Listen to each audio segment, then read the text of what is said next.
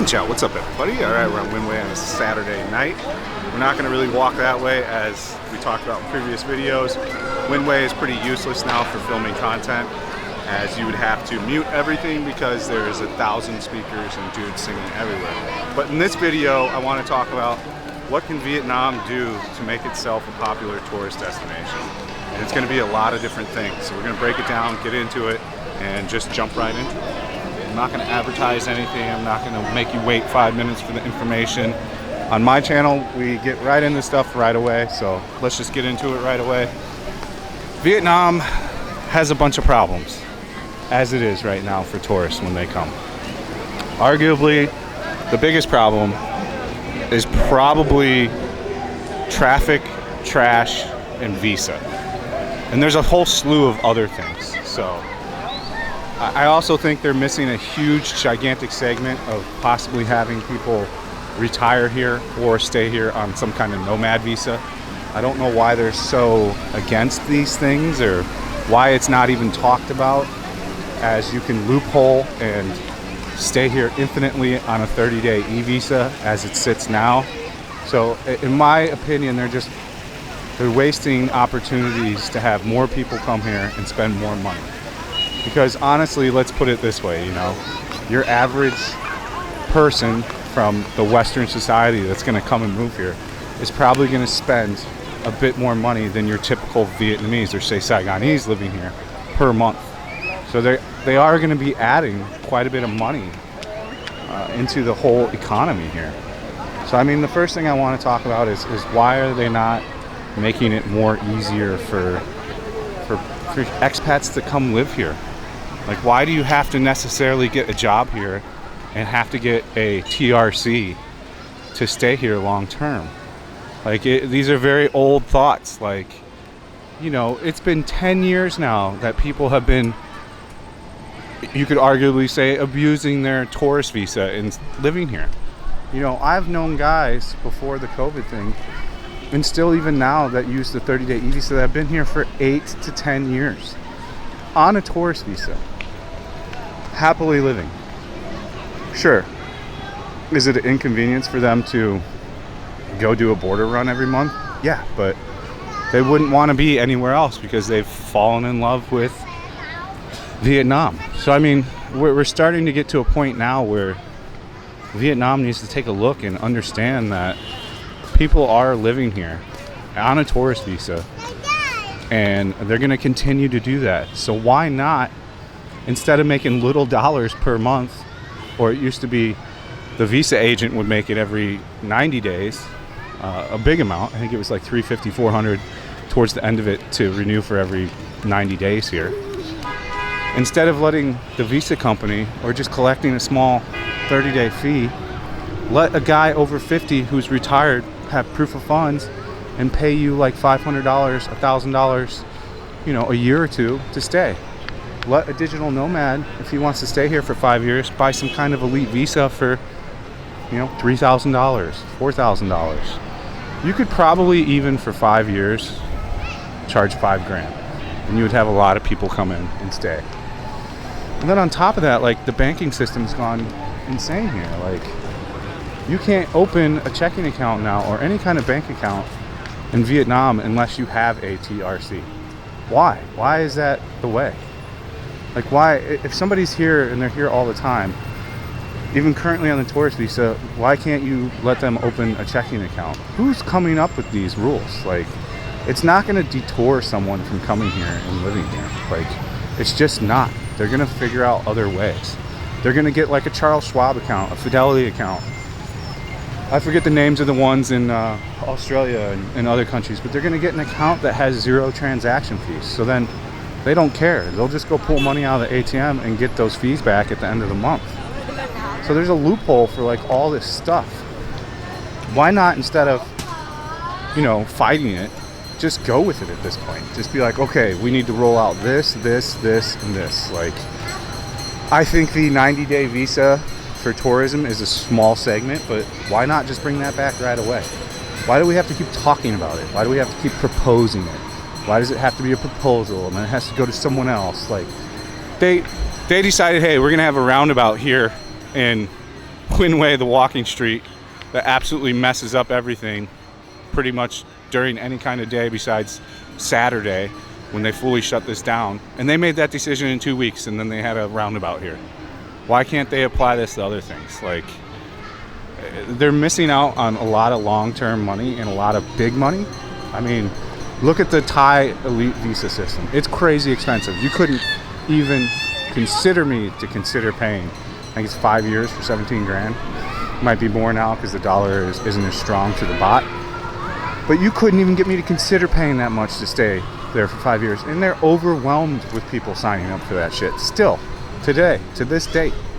Why are they not recognizing that this is a successful way to go? Like, if you've got someone that's going to pay, you know, five grand for a 5-year visa, or even 10 grand, you could even probably do 10 grand. Because, I mean, we're looking at Thailand's 17,000 for 5. So, like, if you can do that in Thailand, why wouldn't you do that here? That person's obviously got money if they're going to waste that kind of money on just being able to stay somewhere. So I think at this point, it's more of like a self-hindrance type deal. Like, it's doing more harm than good for them, and they're just missing out on money. And somebody's going to go in the comments, they don't want you guys here. Well, hey, guess what? You can already live here on a e-visa. So there's dudes here that have been here a year now, year plus, on the e-visa. So I mean, that's already a possibility. And you know, the other things is like the trash. Like, we did so good on COVID. We rolled out all these rules here, and everybody complied because it was talked about all over.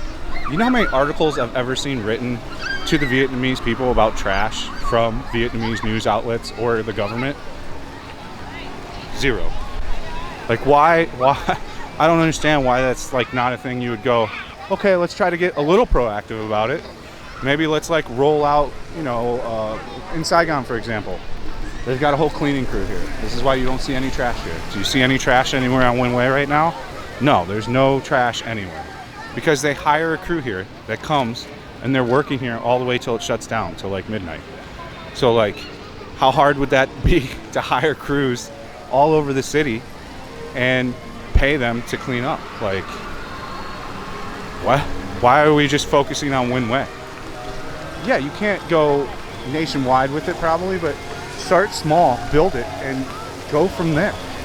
Like, how difficult is that? Like, I would love to be able to talk to somebody in charge and just like express from like an outside view, because, you know, I've been here long enough, almost 4 years now, you know, definitely Vietnamese think in a Vietnamese way, and, you know, change isn't happening the fastest in like a Vietnam culture, but you have to see things from the outside. And yes, their GDP is primarily made up from manufacturing, not tourism like Thailand. But why not chunk into that market? Why not start to take, I can't even walk 10 feet that way. There's speakers everywhere. Why not start to take a little bit of that income in? Like, why not make more money? Doesn't every country want to kind of make more money and be more powerful? So it's just super, you know, super weird to me that like they're proactive about some stuff, and then other things are just absolutely like head in the sand, not even an option. So I mean, they just need to start doing small things. Like, the first thing I would do for them is I'd make it a lot easier for someone to live here. I'd give them at least a chance to offer some kind of paywall behind that. Let that person get a checking account, you know, et cetera, et cetera, et cetera. Because people are already loopholing the absolute crap out of all this stuff. You know, other things that are really a big thing here that it's very difficult to teach is customer service. Like, you know, some of these places get customer service pretty well. Like, I'm sure these city tour bus guys do a pretty good job. But, you know, like a lot of places, like restaurants and stuff like that, they can be very rude and short-sighted. Especially like bars. If it's like, you know, for example, like, I'll give you these lady bars. They could probably make 10 times X more if they catered more towards like treating the customer right and not trying to rip off every person when they come in every night. Not saying that like every lady bar down here does that.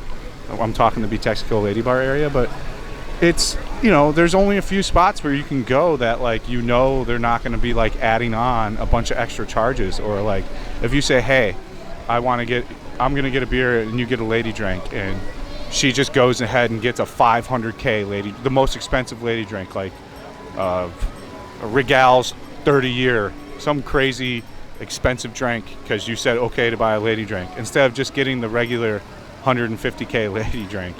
Like why be this short-sighted? Why just try to make this money now? I know it goes down to like culture and how things have been, you know, since the war and even previous to the war here, but there has to be like a shift. Like I'll even go as far to explain, like you've got like Japantown, like over here, and Japantown is all about like charging you 500K to just walk through the door. Like, and I'm explaining to my friend that owns a bar there, and I'm like, you know, you're not going to get anybody come back unless they're Japanese. Like, you're not going to get a high return rate for, you know, a Westerner expat.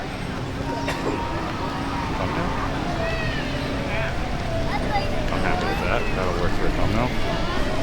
And I'm trying to explain to her, I'm like, why did you guys all, like, it seems like they all simultaneously, over like a month period, were like, all right, we're going to triple prices.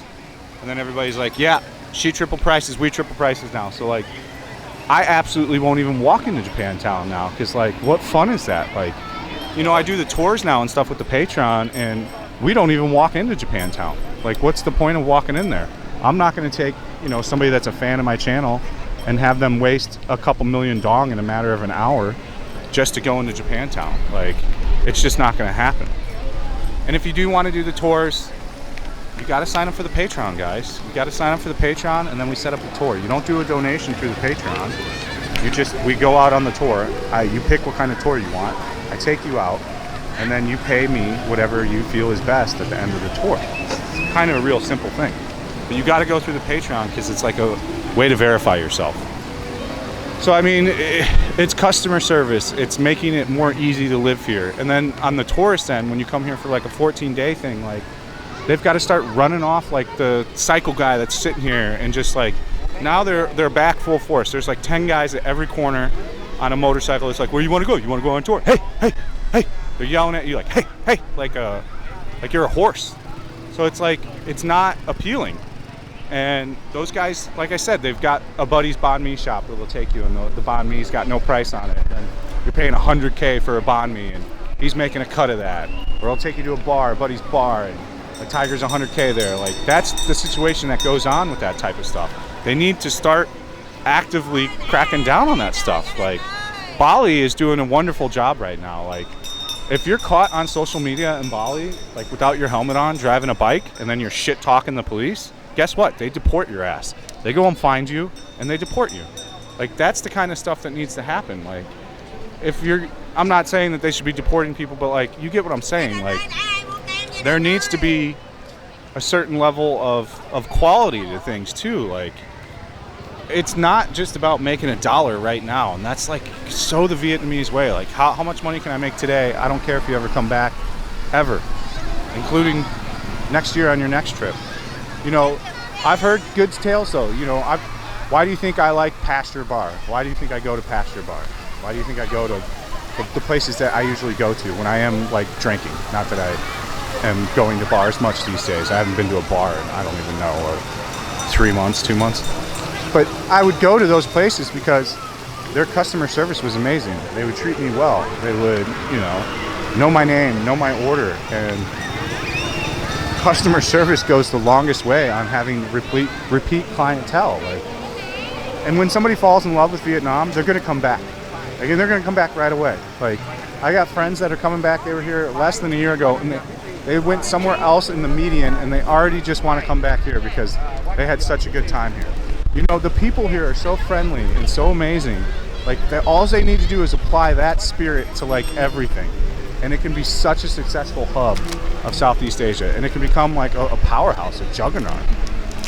There's just few things that have to change, and it's not that hard. The traffic, I mean, it's super crazy, but like, you really get used to it like after a while. And it doesn't really work either. But that is going to be a difficult change because you would have to essentially just get rid of motorbikes, and that's not going to happen for a while. Hello.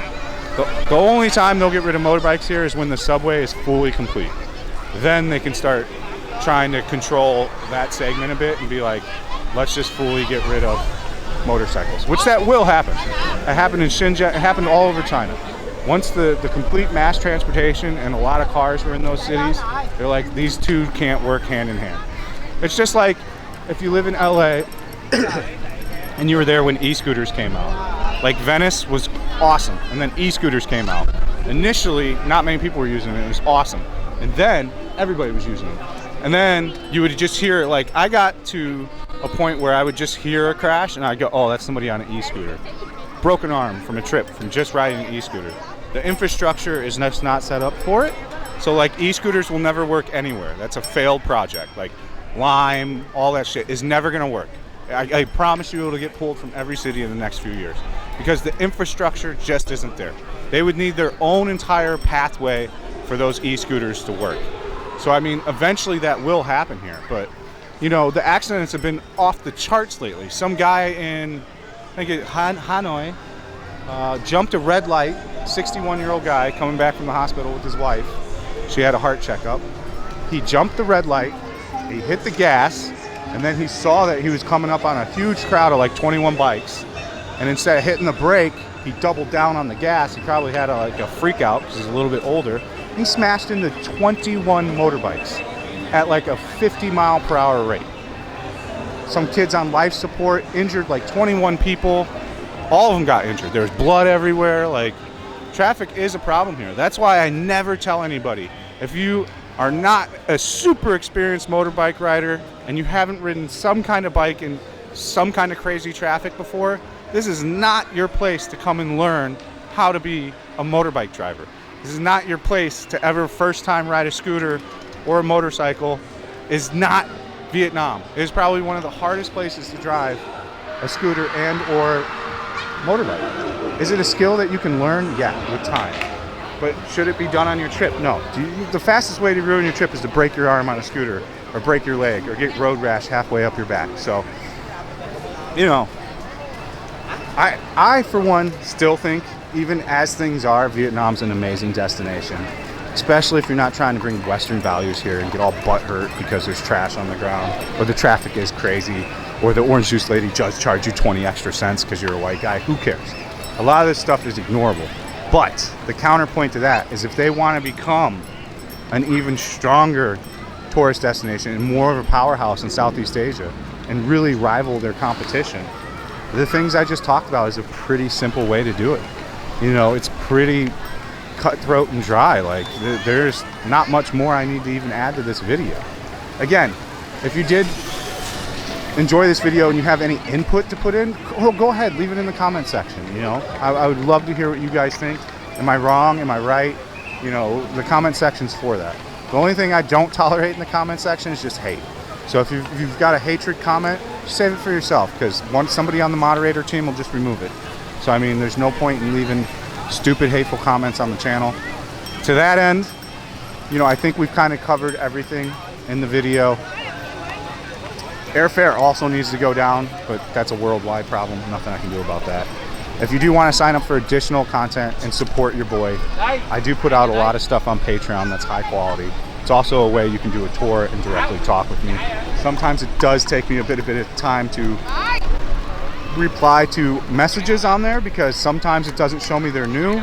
So then I actually have to go into the inbox of the messages and manually click on each person and see what's new or not. They're still wonky with that. I don't know why. Patreon's been around forever. So yeah, if you want to sign up there, it's for as little as 16 cents a day, $5 a month. So I appreciate you guys watching. I hope you enjoyed the video. We are going to Tan Phu tomorrow and going to do a bunch of walking stuff. Well, I mean, you'll see that today. So this video will come out on that day. Today I'm going to Tan Phu, shooting some walking video and some food there. That is an area that's about 40 minutes away from the middle of Saigon. So it's an outskirt. It's not really filmed that much. I want to show you guys what it's like there, so that's what we're going to do tomorrow. As ever, thank you for watching. Stay frosty. See you on the next one. Peace out.